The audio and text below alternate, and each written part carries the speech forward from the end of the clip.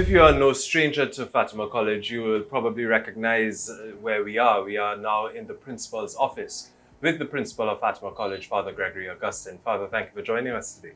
Thank you for having me. So we are in unusual times, despite all of that new saying being bandied about the new normal. How has COVID-19 impacted life here at Fatima? Now, first of all, Stefan, I'll tell you that word "new normal" riles my. You get me started. You get me started already. Okay, so let's go back to March 12th. I remember that vividly because there was a parent support group meeting that afternoon. And that was the day that the first case was announced. And I knew intuitively that would have been, that the next day, the 13th, would have been the last day. So I told the parents, I said, I don't think after this we would, we'd be coming out. And you remember that very next day, quite a few students were absent. And then I believe it was on the weekend that it was announced that schools would be closed, all institutions of learning would be closed. So we made the decision to continue sessions online. We were already using Google Classroom and so on. So teachers continued to do that to finish the second term, the work of the second term online. We just had 3 weeks left. The mock had started. This is for the CSEC. So we had done, I think, a few subjects, English and math, in 2 of them. And we were about to start the CAPE mock. And of course, all of that had to be cancelled. Everything came to a halt. But as I said, we continued and ensured that things were brought to a proper end for the second term.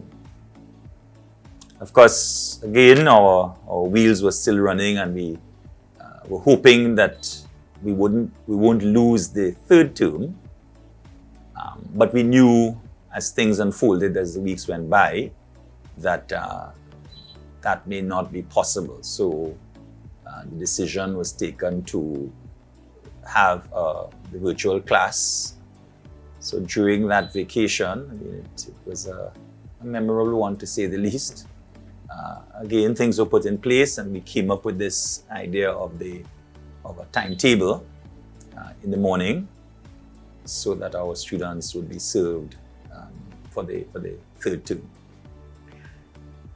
This year, the school celebrates its 75th jubilee. And what a jubilee to remember. How has this affected plans in the celebration of this 75th anniversary year? Well, yes, as we were just speaking a little while ago, God's providence is beyond our full understanding. So in the plans for the 75th, I remember we started with the Mass, the anniversary Mass. And it was clear that that Mass had to be in January. Now looking back on it, one could easily say, well, we could have had it in December, because I do remember when we celebrated our 50th, the celebrations for the year, for that year, really, the big celebrations were really left for the end of the year. But God in His providence guided us, and the decision was made to have that Mass in January, the Mass and reception. And in fact, that was really carded to be the highlight of the year. We already have a very packed year. So it was felt that let us begin the year with this anniversary Mass. And thanks be to God. I mean, it was a splendid celebration, a good turnout. And really that has become the highlight of the year. Not that we didn't have other events, so that everything else was supposed to be branded the 75th anniversary. So we had the sports day, we had the carnival show. We were supposed to have the Hall of Achievement in April, and that had to be cancelled. What else we had? I think that was all. But at least we did have certain celebrations for the anniversary, and please God, hopefully, not all will be lost. That when we go out in September, we would be able to have others. But all these are not new to the calendar. All of these are anniversaries, occasions that we have normally, just that we were going to be branded at the 75th anniversary. But as I said, the highlight was, and I think would be made, the Mass and the reception, commending all that we are to the Lord. Fatima College has always been known for its focus on providing quality education for its students. In the wake of COVID-19 and the new realities that now brings to the fore, how has the school managed to transition from a regular day-to-day life to this new virtual reality? Just let me say that from the start, as I said earlier, we were very aware that after a couple of weeks that we would not be returning fully in the third term. So the idea was that we would go virtual. So we had the discussions and so on, and came up with continuing with the Google Classroom, but also to use Zoom. And to be very clear that this was for everybody.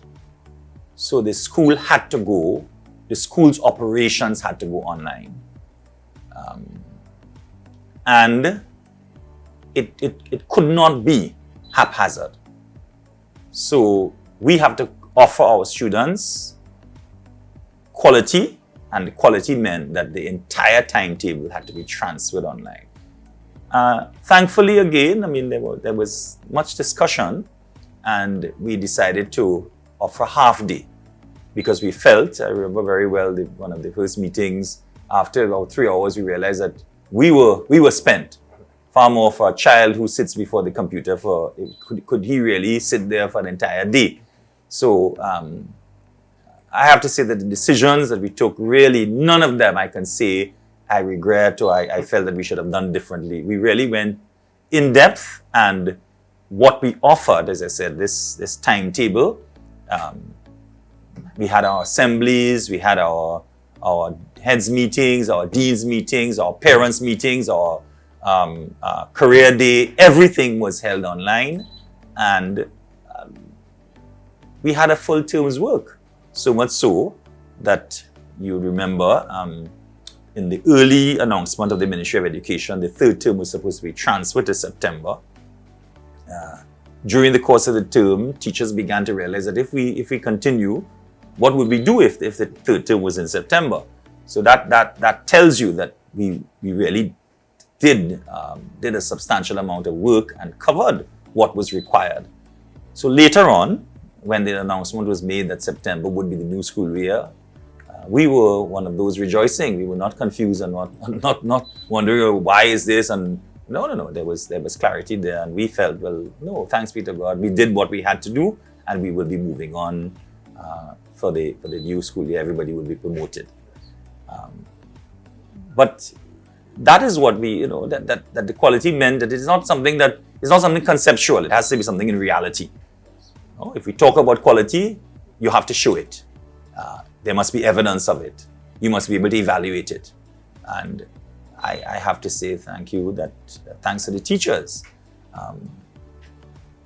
We gathered under regulations, proper regulations and so on, to say thanks, because I didn't get anybody complaining and making some kind of, saying that they couldn't do this or this was too much for them.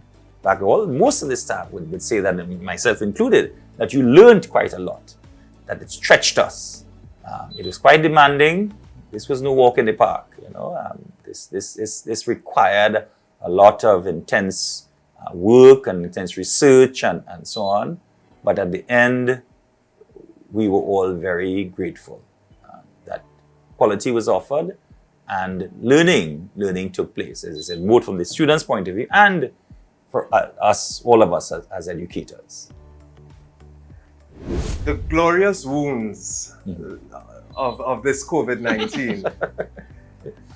Yes. How do you see this permanently changing life here at Fatima going forward, even post-COVID?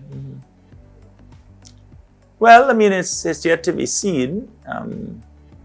We are hoping that we will all be able to return come September. In spite of all that is being said, we received a document recently that stating some of the guidelines for the new school year. We await the CMO's input. So that is one. So we hope that we would all be able to return. If not, I mean, we intend to continue to offer quality. What is best for us? Our school days are long and quite packed, quite chock full with activities. Some of them have begun already. The footballers, the basketballers, the cricketers will be starting. So even with the lifting of certain restrictions, some activities have already begun.